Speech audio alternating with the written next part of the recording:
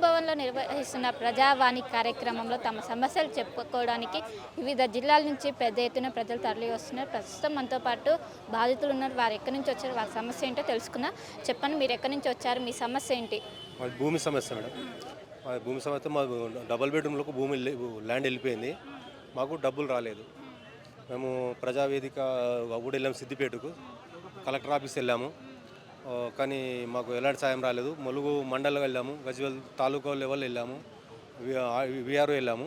అయితే మాకు వచ్చే చెక్కు మీ తమ్ముడికి ఇచ్చామని చెప్తున్నారు వాళ్ళు.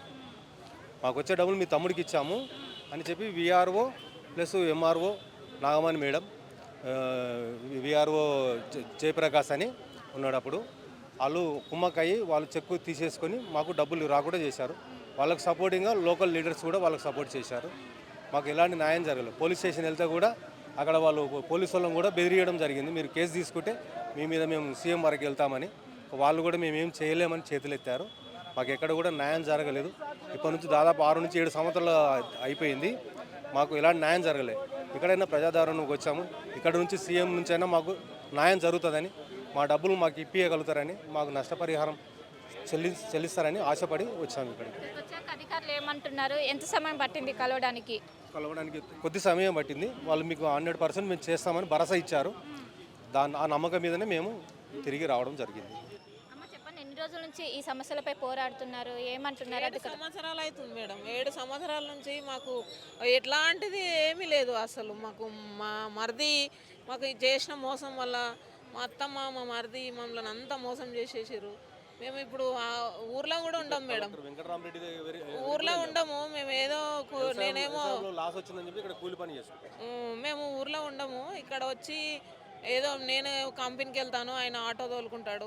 అసలు ఆ పని చేసుకుంటా మాకు వచ్చేది కూడా రాకుండా, మా అత్తమ్మ మా ఆస్తి ఏమీ లేకుండా అంతా మా మరిది తీసుకొని మాకు ఆయన ఒక్కడు తప్ప నాకు ఏమీ లేదు మేడం. 2 ఆడపిల్లలు. నేను ఎట్లా అది చేయాలో నాకు అసలు అర్థమవుతలేదు మేడం.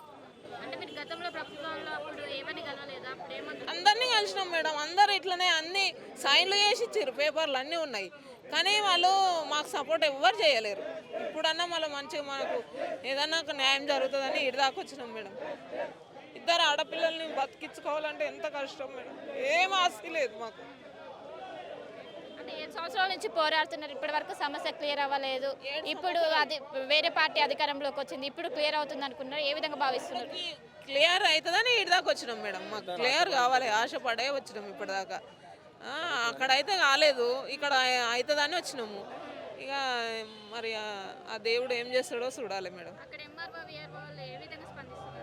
మాకు సపోర్ట్ చేస్తలేరు మేడం. మాకు అసలు సపోర్టింగే చేస్తలేరు. మీరు మీ ఊళ్ళే మాట్లాడుకోరి, మీ ఊళ్ళే గ్రామ పంచాయతీ పెట్టుకోండి, మీ అన్నదమ్ములు మాట్లాడుకోరి, మాకు సంబంధం లేదు, మేము ఇచ్చేసినాము అన్నాడు. మా తమ్ముడిని అడిగితేనేమో నేను ఎందుకు ఇచ్చాను, నా 2 ఎకరాలు మాత్రం నేను తెచ్చుకున్నాను, నీ గుద్దలో దమ్ముంటే నువ్వు తెచ్చుకో, నువ్వు మొగోడు అయితే నువ్వు తెచ్చుకో, నువ్వు ఆడోను అయితే నువ్వు ఊకుంటావు, మొగోడు అయితే నువ్వు తెచ్చుకో అని రెచ్చగొట్టే మాటలు, గొడవలు పడే మాటలు మాట్లాడుతున్నారు ప్రతి ఒక్కరు కూడా.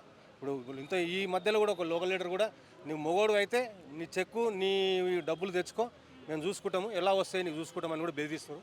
అందుకని ఇప్పుడు ఇక్కడ వరకు వచ్చాము మేడం. ఈరోజు వచ్చాము. మళ్ళీ మాకు కాంట్రాక్ట్ చేస్తామని చెప్పారు. సిద్దిపేట కలెక్టర్ దగ్గరికి కూడా వెళ్ళాము. RDO Vijayender Reddy, Siddipet collector Venkatarama Reddy sir దగ్గరికి కూడా 10 సార్లు వెళ్ళాము. ఆయన కూడా ఇప్పిస్తా అని చెప్పాడు, కానీ వాళ్ళకే సపోర్ట్ చేసి వాళ్ళ దిక్కే మాట్లాడిండు. అందరూ వాళ్ళు ఒకటే అయిపోయారు. మేము ఏకాగ్రీయంగా ఉన్నాం. మేము ఒకరు సపోర్ట్ లేకుండా మాకు ప్లస్ చదువు ఒకటి రాదు. మేము ఇక్కడ రోజు వెళ్ళాలంటే తిరగలేక మేము ఇప్పుడు చాలించుకొని కూడా ఒక 2-3 ఇయర్స్ అయిపోయి ఇక్కడ చాలించుకున్నాం. ఇప్పుడు పార్టీ మారింది కాబట్టి ఈ అన్న సీఎం మాకు ఏదైనా న్యాయం చేస్తాడని వచ్చినాం ఇక్కడికి. మొత్తం మీద ఇది పరిస్థితి. తమ భూమి సమస్య కోసం 7 సంవత్సరాల నుంచి పోరాడుతూనే అయినప్పటికీ ఎవరు స్పందించడం లేదు. ఇప్పుడు కాంగ్రెస్ ప్రభుత్వం అధికారంలోకి వచ్చాక ఏదైతే ప్రజాభవన్లో నిర్వహిస్తున్న ప్రజావాణి కార్యక్రమంలో తమ సమస్య చెప్పుకోవడానికి వచ్చారో, ఇప్పుడైనా ఈ సమస్య పరిష్కారం అవుతుందని మేము ఆశాభావం వ్యక్తం చేస్తున్నాం. ఏంటి వెంటనే స్పందించాలి. అక్కడ విఆర్ఓ ఎంఆర్ఓ వాళ్ళు ఎవరైతే ఉంటారో వాళ్ళు ఎవరు కూడా స్పందించడం లేదు, బెదిరిస్తున్నారు, బెదిరింపులకు పాల్పడుతున్నాం అని ఒకవైపు ఇక్కడున్న బాధితులు అయితే చెప్తున్నారు. మరిన్ని వీడియోస్ కోసం ఛానల్ ని సబ్స్క్రైబ్ చేయండి. లేటెస్ట్ అప్డేట్స్ కోసం వాట్సాప్ ఛానల్ ని ఫాలో చేయండి. అండ్ లింక్ డిస్క్రిప్షన్ లో ఉంది.